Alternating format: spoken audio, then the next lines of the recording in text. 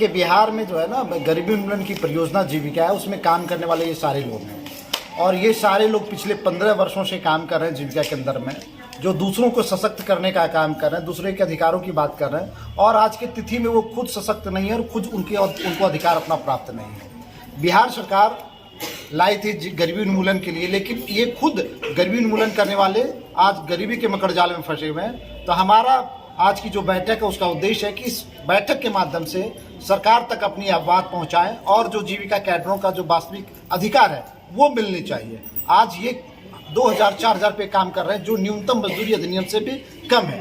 न्यूनतम मजदूरी अधिनियम जो कहता है वो भी इनको नहीं मिल पाता है, तो फिर कैसे हम दूसरे अधिकारियों के लिए लड़ सकते हैं? जब हमारा अधिकार खुद हमें नहीं मिल पा रहा है तो हम दूसरे अधिकारों के लिए कैसे लड़ सकते हैं? दूसरी चीज़ है कि बिहार में जो जीविका कैडरों की संख्या 1,40,000 कैडर है और 1,40,000 कैडरों के साथ शोषण हो रहा है। एक तरफ नीतीश कुमार कहते हैं सामाजिक न्याय के साथ हम विकास कर रहे हैं, तो ना तो यहाँ पे सामाजिक न्याय है और ना तो कोई विकास की बात है। पिछले 15 वर्षों में जीविका की जो दीदियाँ थी जहाँ थी वहीं थी। 15 वर्ष पहले भी 10 रुपये जमा कर रही थी, 2-4 हज़ार रुपये की जरूरत पड़ रही थी तो वो पैसा ले रहे थे, समूह से कर्ज ले रहे थे। लेकिन आज क्या स्थिति है? 15 वर्ष के बाद भी जीविका दीदियों की वही स्थिति है कि 10 रुपये जमा कर रही है और 2-4-5 हज़ार रुपये की जरूरत पड़ती है, फिर समूह की तरफ आती है। तो जो सरकार का उद्देश्य था कि महाजनी प्रथा से बाहर निकालना है, आत्मनिर्भर बनाना है, सशक्त बनाना है, लेकिन वो सारी चीजें हुई कहाँ? जो मूल उद्देश्य था जीविका का उसमें कहीं कहीं भटकाव हुआ है। सरकार जिन चीजों पर फोकस करना चाहिए उस पर फोकस नहीं पाया।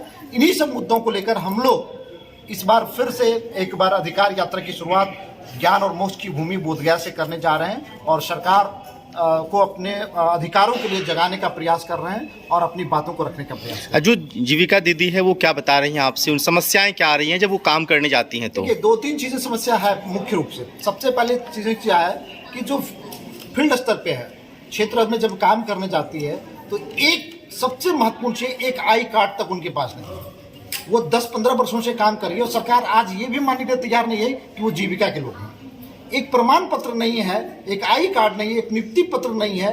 कल कोई दिन घटना हो जाएगा तो ये लोग कहने के लिए तैयार होगा, ये नहीं तैयार होगा कि ये मेरा है। ऐसी कई बातें हुई है। शराबबंदी जब हुआ था तो जीविका दीदियों को फील्ड भेजा गया था। शौचालय का निर्माण होता था तो दीदियां फील्ड जाके काम करेगी। स्कूलों के निरीक्षण की भी जिम्मेदारी जीविका दीदियों को दिया गया था, तो वहां पे जाती थी तो मास्टर साहब सीधे कह देते थे आप जीविका के हम कैसे मानेंगे?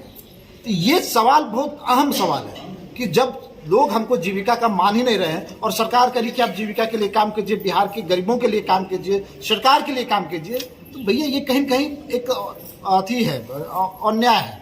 इस अन्याय को रोकना है। जो जीविका कैडरों की समस्या है वो आई कार्ड की समस्या है। एक आई कार्ड होना चाहिए था, प्रॉपर में उसको मानदेय मिलना चाहिए था। एक बड़ा सिस्टम और है कि इसमें जो पैसा मिलता है वो एक कंट्रीब्यूशन सिस्टम कहते हैं, जिसको हम कह सकते हैं भिखमंगा सिस्टम है। पैसा काम कीजिए जिसके लिए, उससे खुद जाके आप पैसे की मांग कीजिए।